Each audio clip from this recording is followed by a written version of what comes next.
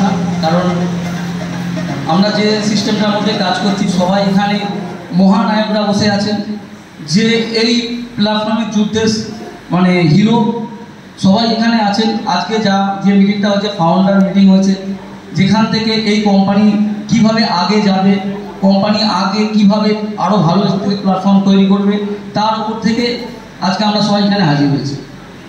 আজ থেকে এই মাসে পেছন থেকে যদি যাই, 4 তারিখে আমরা যেটা শঙ্করপুরে মিটিং করেছিলাম, তখন আমরা 3x ক্রিপ্টো কয়েন লঞ্চ করেছিলাম, ঠিক তো? আর আজকের দিনে আমরা লঞ্চ করছি গেমিং প্ল্যান, যেখানে 2 তারিখ থেকে আপনারা পাবেন লুডো, ক্যাসিনো, 3 পাত্তি, বাইক গেম, যত রকম গেম আছে আপনারা এখানে পাবেন। যে পে আউট আপনি পাচ্ছেন সেই পে আউটের মাধ্যম থেকেই ওই গেম খেলতে পারবেন। গেম থেকে যেটা প্রফিট হবে সঙ্গে সঙ্গে আপনারা নিতে পারবেন। কোম্পানি 2 তারিখ থেকে লঞ্চ করছে। 3x ক্রিপ্টোতে একটা জায়গায় নিয়ে যেতে যাই, একই ছাদের তলায় যে কোনো মানুষ আসবে সে ফিরে যাবে না।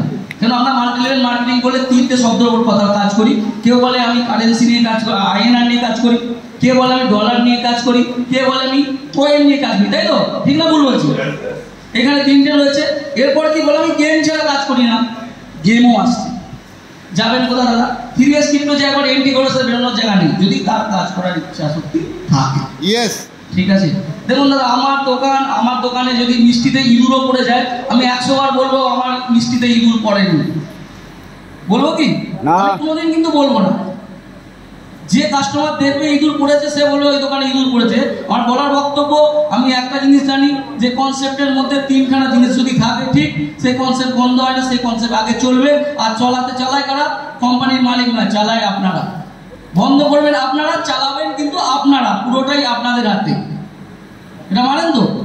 পুরো সিস্টেমটাই কিন্তু আপনাদের হাতে।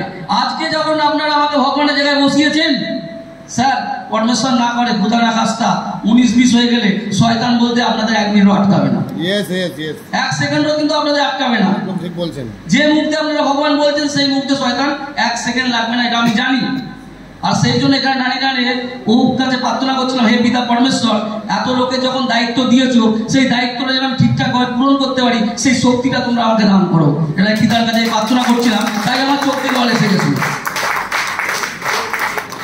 কারণ আমিও একটা সাধারণ বাড়ির ছেলে, ছোট্ট গ্রাম থেকে উঠে আসা ছেলে। আমার এর আগেও আমি বলেছি, আমার জন্মস্থান তারকেশ্বর থানার মধ্যে একটা ছোট্ট গ্রাম, সেখান থেকে আমার জন্ম। 1996 থেকে আমি বোম্বাই থাকি, তারপরে কিছুদিন দুবাই গেছি।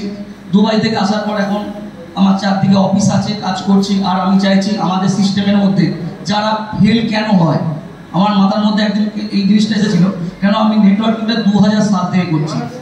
আজকের দিনে যদি দেখা যায় 23 বছর ধরে আমি উঠেছি পড়েছি, পড়ার পরে একটা জায়গায় এসে দাঁড়িয়েছি, তখন মাইন্ডের মধ্যে এসেছে যে কেন করছি, আমার ভুলটা কি, আমার মাইনাস পয়েন্টটা কি, সেটাকে বাদ দিয়েছি, পজিটিভটাকে নিয়ে প্ল্যানটা তৈরি করেছি। আমি জানি আমরা যে কনসেপ্টের মধ্যে থাকি 110% 6 মাস 7 মাস 9 মাসের বেশি চলতে পারে না, বা চলবেও না, এটা গ্যারেন্টি।